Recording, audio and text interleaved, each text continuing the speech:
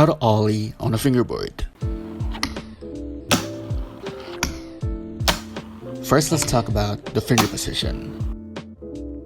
So for an ollie, you want to put your index finger just below the bolts, and for your middle finger, you want to place it in the center of your tail. Not too far off the edge or too far back, just the center of the tail. And this is the placement for an ollie, what it looks like.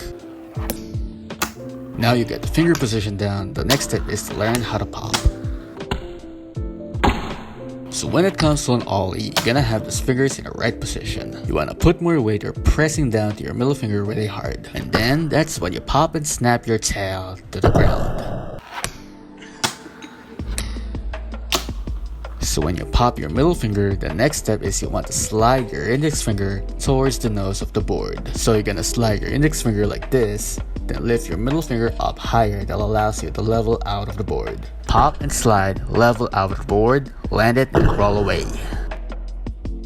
So if you're still struggling to figure out how to lift your board up, the easiest thing to do is try to slide your board backwards, or as I would like to call, the reverse. The point is, you want to slide your board backwards, pop the tail down, and then you want to lift your fingers up like this. Then level out of the board and roll away. And just keep practicing over and over again until you ended up getting better at it. And there you have it. Now you know how to do an ollie. I hope this video will help you. I'll see you in the next video, and remember who taught that to.